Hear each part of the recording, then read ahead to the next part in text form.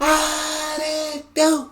Dream Team, it's your boy D Neal back with another reaction video, guys. Here we are with how my life has changed since I moved from America to Australia. Before we dive into this, y'all know I'm gonna ask you smash the subscribe button, ring the notification bell, get a video a thumbs up so it gets suggested. Talk to me.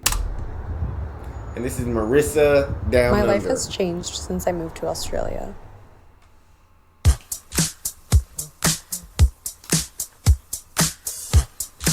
And if you see me dancing and there's like no music playing during me nodding my head or dancing, it's because I had to mute it due to copyright purposes. Hopefully I don't have to and you get to hear it, but if so, it's because of that. I landed in Sydney on August 31st, 2023 at 7:05 a.m. 8 months before that, I wrote out a New Year's manifestations list. I wrote that I would move to Australia in September 2023. So dope. Like most things I did in my life at that time, eager and overprepared, I arrived to Australia a day early. Hey. Before Australia, I was living in Brooklyn, New York. I had been living in New York for 4 years. For 3 of those years, I had been living in an apartment in Manhattan designed to be a studio, with fake walls put up to fit myself and 2 other women I met on Facebook. God.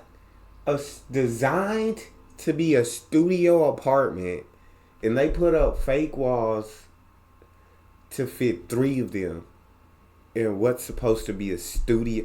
That's insane, dog. Like, I guess you really gotta have big dreams to do something out there to live that way, dog. The spacing just ain't it. God, Marissa, I give you all the props because I couldn't do it. I give you all the props in the world. When I turned 26, I decided it was time for me to upgrade to a real bedroom, There which we I go. could get in another borough for $400 more a month. I was paying $1,700 per month for the biggest room and a private balcony in a 3-bedroom apartment because I thought, For the biggest room. God, I see why you were staying in the I see why you were staying in that studio splitting it 3 ways. $1,700 a month just for the bedroom. We not talking about a 1-bedroom apartment where you got the kitchen, you got the living room, you got the bedroom. It sounds like it's a 3-bedroom thing, and she's splitting the other 2 bedrooms, and they splitting it 3 ways, and everybody cut $1,700 a month. Yeah, I am paying for a 2-bedroom right now. That is $1,100 a month. That's wild. I deserved it. It was also the only room I could find that I could afford when my lease was up. I feel that. I was working in entertainment marketing. I created social media content for TV shows. I was going to rooftop happy hours, having late nights out with coworkers, being promised a future at the company that employed me, and getting a taste of how the entertainment industry worked. An industry I was obsessed with. I was depressed. Oh, I was working from home 5 days a week, secluded in my bedroom. I cried before and after meetings. I took naps during my lunch break. And not because I could out of freedom of having a remote job, but because I couldn't stay awake. dang. I've heard before that dreams can change. Mine had to when I couldn't get a job in my desired field. Jesus, Marie, that kind of that's depressing me just listening to it. I'm feeling the depression, Marissa. God dang. She said not because I wanted to take a nap, because I couldn't stay awake, depressed through these meetings, late nights working, because she was obsessed with trying to get a certain job in this industry and everything, and it didn't work out for her. Oh my God, I work from home too. I I got a whole office dedicated to this, but sometimes I get annoyed or I get tired or I feel drained. I never feel depressed. I quickly became the demographic of journalism graduates I always feared I could become. Ooh. Because I chose the dream of living in a big city over my job title, which I stand by, and I'm so happy that I chose that route. No regrets. But I didn't get the job that I imagined I could have as a child or a high school student or a college student. I wasn't working for National Geographic or W Magazine. and I was That nowhere would have near been that. fire. I gave up on working my way up the chain in that field because I couldn't afford to. I fell into a social media job that could pay my rent. That became my only professional experience. I So I feel worked that. my way into an entertainment social media company and interned at documentary production studios to get as close to one of my dream jobs as I could. I measure the Oh. dreams I have had by what school I was attending at the time, because that's where dreams are born in America. If you work hard here, you will get to the next place. And if you work hard there, you will be rewarded in the place after that. And if you work hard there, you will be able to feed yourself and pay your rent. And if you work hard there, you will be able to own property and have a family. That's the If you do American this, dream we all you will sold. get that in the future. Yup. So I did what everybody else my age in America does, and I tried to Yup. monetize my passions so that I could feel my Yup. passions were adding value to my life. And that is exhausting. I was exhausted. Truly. Truly. When I And a lot of the times when you have passions and then you monetize them and then they become worth, I won't say for everybody, but for a lot of people. Well, I'll just speak for myself personally. For me, it just becomes you become less passionate about it because it's no longer that you want to do it. It's that you have to do it. Like I love doing YouTube. I think it's so fun. I think it's so dope getting in front of this camera, getting to react to these cool videos and talk to you guys and everything so dope. But sometimes I just get tired of like I some days I just don't want to do this. It's I'm just drained and I just some days I just need a break and I just need to go do something else, but I can't really take a break because like bills have to be paid, things have to be done. And so while in the beginning I feel like I was much more passionate, I was much more enthusiastic, I loved it so much more. Now while I still love it, it feels just feels more like a job where it's like I'm not doing it because I want to all the time. It's like D Neal, no, you have to clock in. You have to do it. You have every, and it just drains you of that passion that you started out with. And so I completely understand when my for me personally, monetizing your dreams just sometimes it just I will say it's still better than any other job I've ever worked, but I feel like I definitely lost some of the passion in doing this. But I wouldn't stop. Like I still have fun. Anyway, this is not my story. This is Marissa's story. Marissa, get back to telling your story. when I was packing up my Brooklyn apartment, I had one roll of film left to develop. It was a week before my big move when I finally brought it into a local photography shop near my parents' home, and was sad to learn that I would not receive the photos before I took off for Australia. Dang. A few months passed and I still had not seen them. By the time my mom picked them up, I didn't remember what was on that roll. A few more months passed and I received the files. A lot of people in Australia asked me what living in New York was like, what growing up in America was like. How scary is the gun violence actually? Is New York how it is in the movies? Did you really eat lunch at a cafeteria in school? Do people Yeah. really like Donald Trump? Some. I look back now and sum that experience up, sum my entire life up, in a way that would be different if I didn't have perspective from the other side of the world. If love I was that. no longer rationalizing the conditions that I was living in to keep going. When I saw this roll of film, I smiled because this is my life in America. This was my life in New York for a period of time. Going to my favorite museums alone. Joining a book club of other female professionals in the city. Doing things like that to make me feel like I was doing something. Oh my gosh, Meeting my she friends preaching. at our favorite bars. Drinking tequila and Irish coffees and meeting strangers, making up stories because we would never see them again. Because New York is full of infinite strangers. Yeah. Decorating my first bedroom as an adult. Watching strangers walk by from my balcony. Ordering fast food at 3 a.m. on DoorDash after a night out. Picking out an outfit for an event.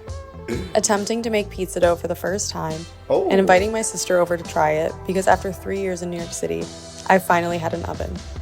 Stretching on my yoga Wow. mat during the workday to calm my breath. Collecting glasses of various drinks on my desk to keep me awake during meetings. Cleaning up the mess I made over periods of time of living. Finding Jesus. dust underneath my dresser that seemed to be growing larger in recent years. Feeling gratitude for being able to pay for such a beautiful space. I felt I was looking at years of hard work being paid off every day. Uh, Wondering how no matter how many times I cleaned her bathroom, it never seemed clean. Road tripping with friends. Entertaining family when they visit.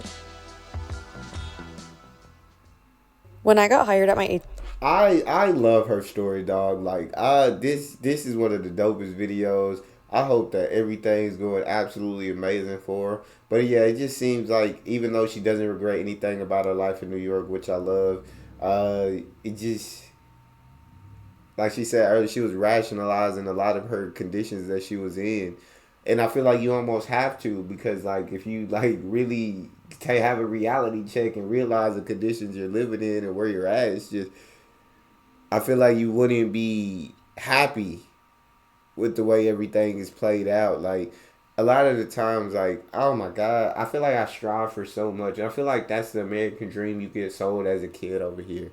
It's like she said earlier in the video, like work hard and it'll take you to this section. Then you get to this point and you work hard and it'll take you to this point. And it's like when does it work like ever stop? When do I finally get to a place where I'm happy with everything, where I'm content? When do I get like content is a bad thing. It's I feel like it's taught to be a bad thing over here in America, and I feel like that's how my mindset like works. And it's like you always want more. They always tell you need more. You need whether it's the cars, whether it's the clothes, whether it's the house, whether it's the money, whether you just always need more of whatever. And so that's the American dream. I feel like that we're all sold, and it's not a realistic dream anymore, and it's tough to understand that. But like I'm reading a book now, and I'm only like 10 pages deep, and it's called like How Not to Give a F or something like that, and it's like truly like it's like stop strive like you could accomplish things, but stop always thinking that you need more. Like stop striving to have the perfect life. Stop striving to be happy all the time. Stop striving to be rich. Stop striving like stop trying.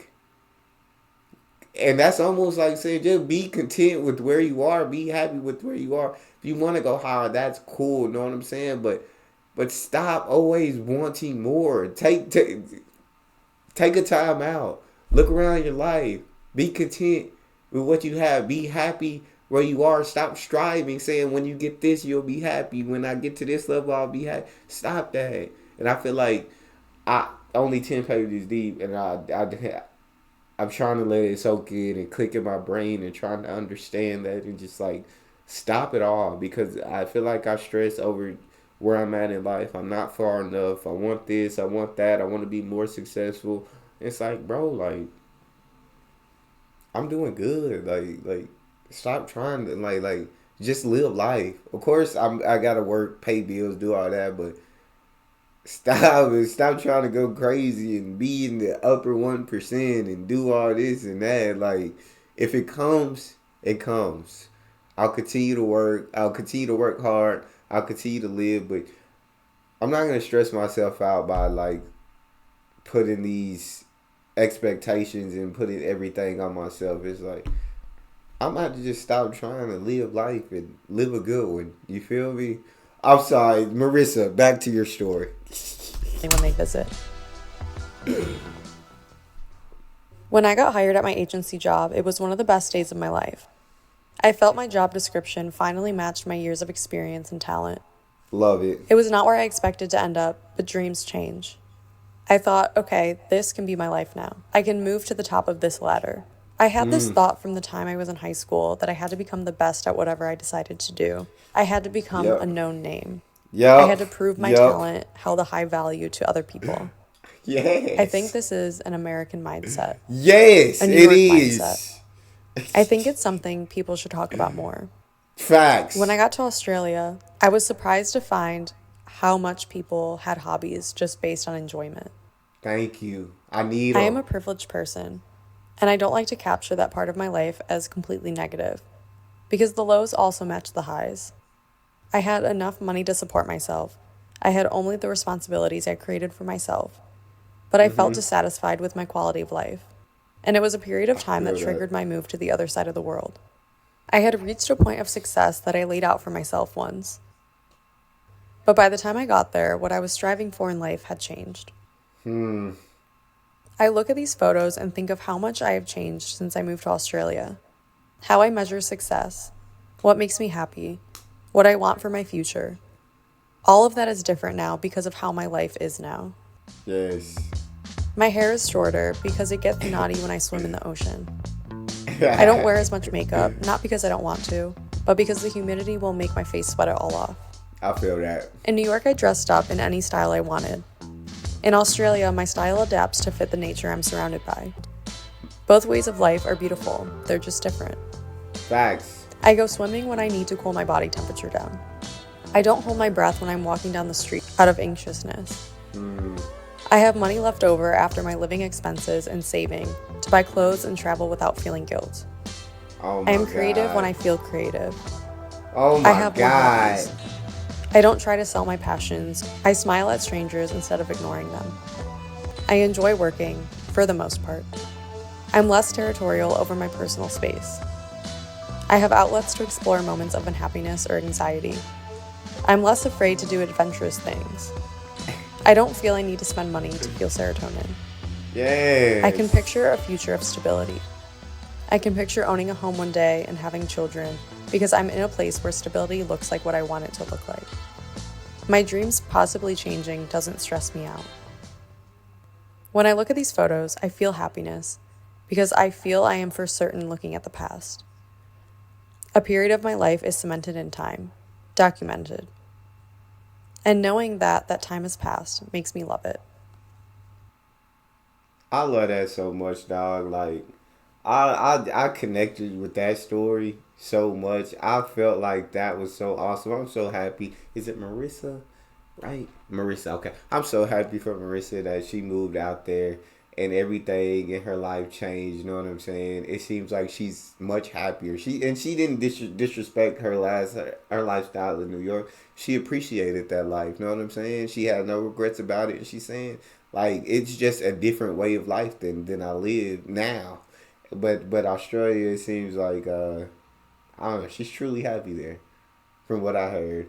I need that Australian mindset, dog. I might not move there. Might not move there. I got a kid on the way now. You know what I'm saying? It's family. Probably just gonna settle down here. But I do want to take a vacation there. I do want to take a trip there. Couple weeks.